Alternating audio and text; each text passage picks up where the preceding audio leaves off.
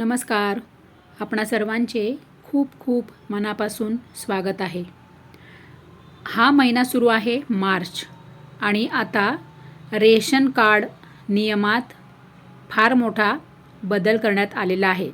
आणि हा बदल केव्हापासून तर 1 एप्रिलपासून लागू होणार आहे. परंतु तुम्ही म्हणाल 1 एप्रिलला अजून अवकाश आहे,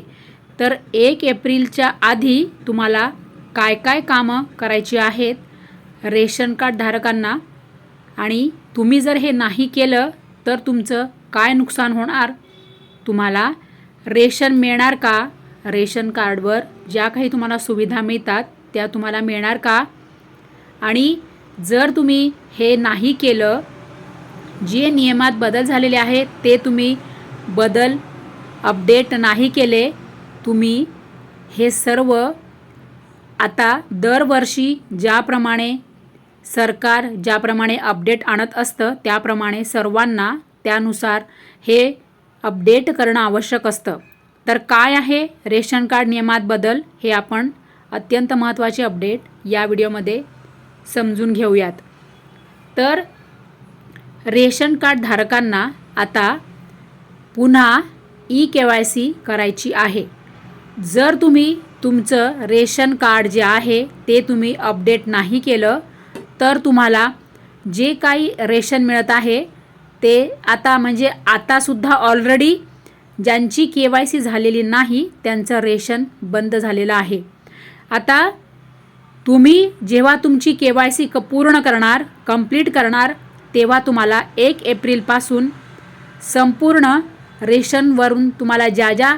सुविधा मिळतात, जसं की अन्नधान्य किंवा जे काही तुम्हाला मिळत असेल रेशन कार्डवर जे काही तुम्हाला मिळतं, अन्नधान्य असतं, डाळ तांदूळ असतात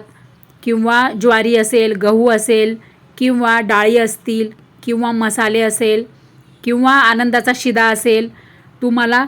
ज्या ज्या सुविधा मिळतात त्या सर्व सुविधा आता बंद झालेल्या आहेत. तुम्ही जेव्हा KYC पूर्ण करणार तेव्हा तुम्हाला तुमच्या या सगळ्या तुम्हाला 1 एप्रिलपासून तुम्हाला पुन्हा नव्याने हे तुम्हाला सर्व रेशन जसं की गहू तांदूळ डाळी साळी अजून जे काही तुम्हाला मसाले राशन कार्डवर तुम्हाला जे जे काही अन्नधान्य मिळतं, जे मसाले मिळतात, जे काही मिळतं ते सगळं तुम्हाला 1 एप्रिलपासून पुन्हा सुरू होईल. परंतु तुम्ही जर या सगळ्या गोष्टी तुम्ही नियमात जर बसत असाल, या निकषांमध्ये जर तुम्ही बसत असाल तरच तुम्हाला हे सर्व मिळणार आहे. अन्यथा 1 एप्रिलपासून तुम्हाला कायमचं हे सगळ्या फॅसिलिटी या सुविधा मिळणं बंद होणार आणि आतासुद्धा या सुविधा तुम्हाला राशनवर तुमच्या रेशन दुकानावर तुम्हाला रेशन मिळणार नाही, बंद झालेलं आहे ऑलरेडी. तर तुम्हाला काय करायचं आहे बघा आता, कारण की आपल्या महाराष्ट्र सोडून जे बाहेरचे आहेत ते सुद्धा आता या सुविधांचा लाभ घेत आहे, की जे ऑलरेडी अपात्र आहेत, ते नियमात बसत नाही, निकषांमध्ये बसत नाही, ते सुद्धा रेशन कार्डचा गैरवापर करत आहे असे महाराष्ट्र सरकारच्या निदर्शनास आलेले आहेत. त्यामुळे महाराष्ट्र सोडून जे बाहेरचे नागरिक आहेत, आपल्या भारतातले नाही तर आपल्या भारत सोडून इतर देशातले जे आहेत ते आपल्या महाराष्ट्रामध्ये येऊन आपलं महाराष्ट्र सरकार जे सुविधा देत आहे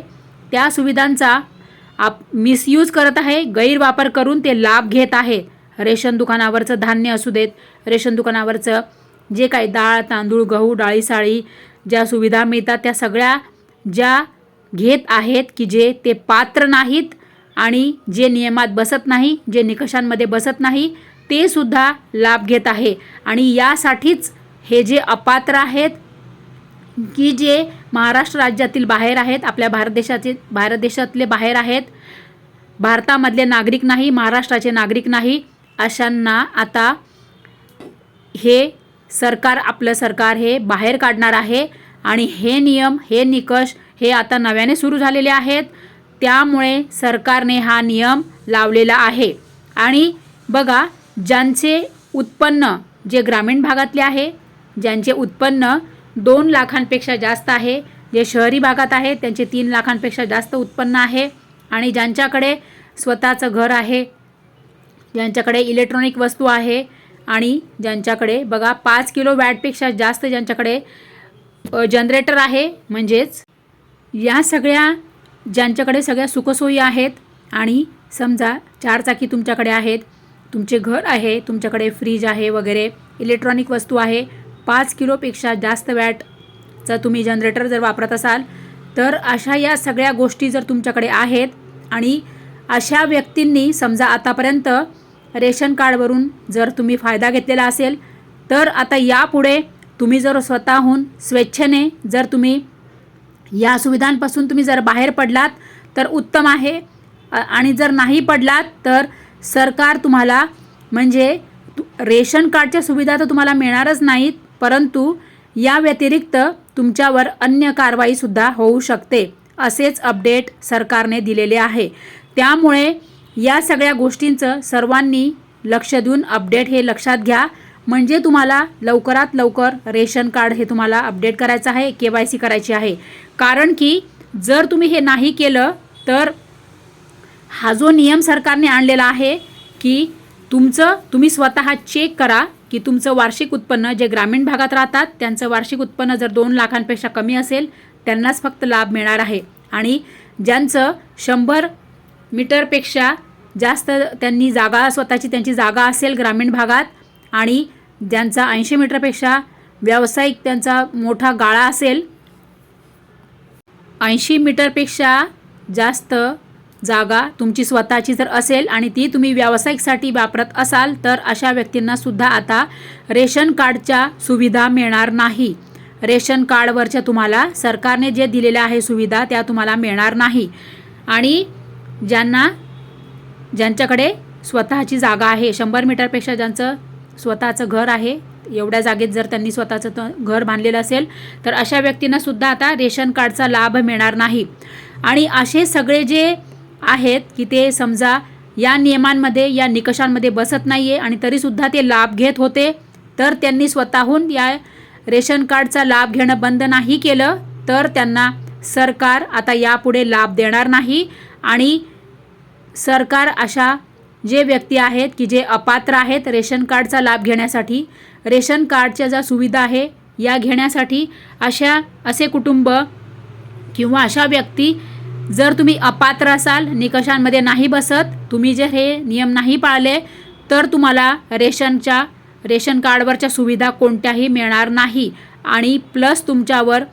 कारवाई होऊ शकते, असेच अपडेट महाराष्ट्र सरकारने दिलेले आहे। त्यामुळे या सगळ्या गोष्टींचा सर्वांनी अत्यंत महत्त्वाचे तुम्ही काळजीपूर्वक ही गोष्ट लक्षात घ्या आणि लवकरात लवकर तुमचं रेशन कार्ड जे आहे ते तुम्ही अपडेट करा, KYC करा, नाही तर 1 एप्रिलपासून सर्वांचं रेशन कार्डवरून तुमच्या ज्या काही तुम्हाला सुविधा मिळतात, अन्नधान्य असू दे, मसाले असू दे, गहू तांदूळ, डाळी साळी असू दे, हे सगळं सुविधा तुमच्या बंद करण्यात येतील। त्यामुळे लवकर सर्वांनी आपलं रेशन कार्ड चेक करा।